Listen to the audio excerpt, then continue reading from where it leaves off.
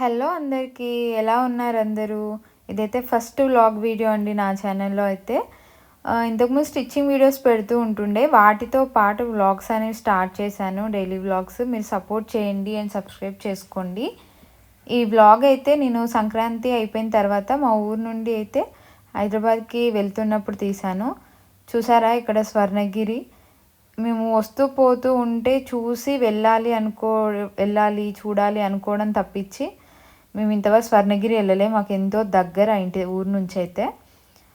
ఎప్పుడు వెళ్తామో ఆ దేవుడు అనుగ్రహం ఉంటేనే కదా ఏదైనా చేసేది. చూద్దాం. సో వీడియో అయితే కంటిన్యూ అవుతుంది, చూడండి. ఇంటి దగ్గర నుంచి అయితే ఛాయ్ స్టార్ట్ అయ్యాను తప్పించి ఏం తినలేదు. సో లేట్ అయిపోతుంది వెళ్ళేసరికి అని అయితే టిఫిన్ చేద్దామని అయితే టోల్గేట్ దగ్గర ఆగాము. ఇక్కడైతే మా కన్నయ్య వాడికి నచ్చిన టిఫిన్ అయితే ఆర్డర్ చేస్తున్నాడు, చూడండి. ఇడ్లీ వడ తింటావా? ఏం తింటాను? అప్ప కాదు, ఇడ్లీయా వడనా? వడ తింటావా? ఇక్కడైతే మా ఆర్డర్ వచ్చేసింది. నేను మా ఆయన అయితే ఇడ్లీ ఆర్డర్ చేసుకున్నాము. మా కన్నయ్య అయితే వాడు వడ చెప్పుకున్నాడు. సో ఆడుకుంటూ వడ అయితే కంప్లీట్ చేశాడు. ఇంకా టిఫిన్ చేయడానికి పూర్తి అవ్వగానే మళ్ళీ మేము సిటీకి అయితే స్టార్ట్ అయిపోయాము. ఫైనల్లీ ఇంటికి అయితే వచ్చేసినామండి. చాలా డేస్ గ్యాప్తో ఇంటికి వచ్చినందుకు ఫుల్ ఇల్లంతా డస్ట్ అయిపోయింది బాగా. సామాన్ అంతా షిఫ్ట్ చేసుకున్నాం, ఒక రూమ్లో పెట్టేసుకున్న తర్వాత ఇల్లు ఫుల్ సెల్ఫ్లలో మొత్తం బెడ్ పైన అంతా డస్ట్ ఉంది. సో నేను ఊడవడం అయితే స్టార్ట్ చేసిన. ఊడ్చిన తర్వాత అయితే మాపింగ్ స్టిక్ అయితే మొత్తం ఇల్లంతా దూడ్చుకున్నాను.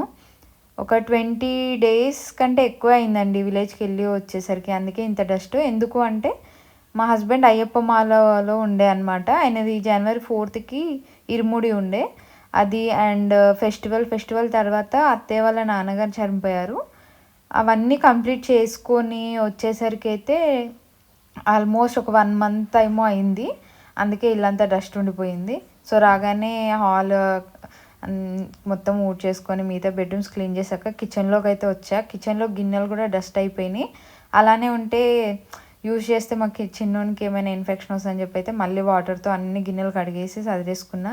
తర్వాత పొయ్యి గట్టు కూడా మొత్తం సబ్బుతో ఒకసారి అయితే తోమేసుకొని తర్వాత వాటర్ వేసి అయితే మొత్తం కడుగుతున్నా.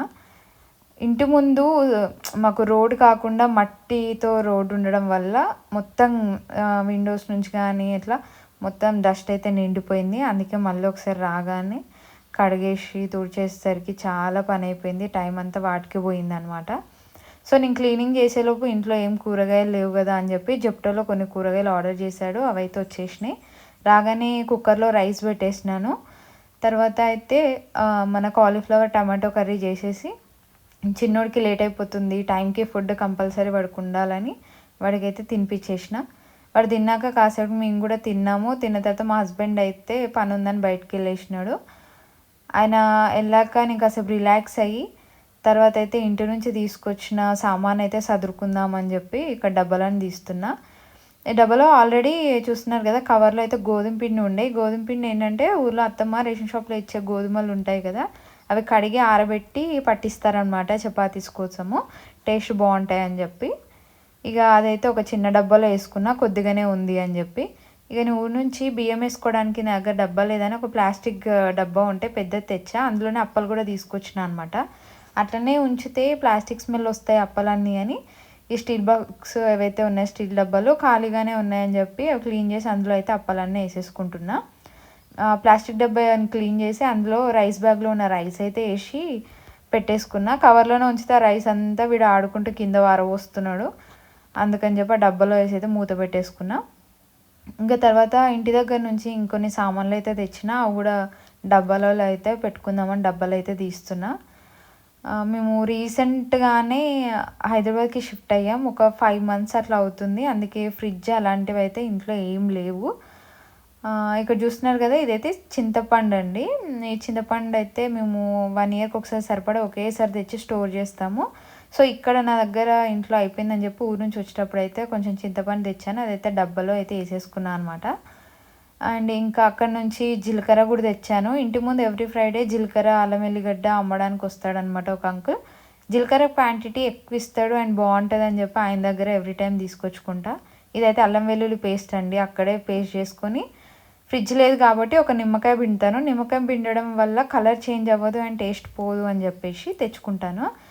ఇక్కడైతే అల్లం వెల్లుల్లి పేస్ట్ ఇక్కడ ఎందుకు చెయ్యను అంటే, నేను ఎల్లిపాయలు ఒలిచి చేస్తే నా కొడుకు మొత్తం జల్లేస్తాడు, ఇల్లు మొత్తం పెద్ద పని అయిపోతుందని మా అత్తమ్మ తాతమ్మ అక్కడే ఒలిచేసి పేస్ట్ చేసి అయితే పంపిస్తూ ఉంటారు. ఇక మిగిలిన సామాన్ అయితే సదురుకుంటున్నా. అండ్ పసుపు కారం కూడా ఇంటి దగ్గర నుంచి పట్టించింది తెచ్చినాం. షాప్లో కొన్నదైతే మా ఇంట్లో వాళ్ళు అస్సలు వాడరు, తినరు కూడా, నచ్చదు వాళ్ళకి. ఇంకా పట్టించిందే తెచ్చాను. ఇదైతే చక్కెర అయిపోయిందని చెప్పి అది కూడా ఆర్డర్ చేసాం కదా, డబ్బాలో అయితే పోసుకుంటున్నా. ఇదండి ఊరి నుంచి వచ్చినాక ఆ డే ఎలా కంటిన్యూ అయిందనే వీడియో. మిగిలిన వ్లాగ్స్ కూడా వస్తూ ఉంటాయి.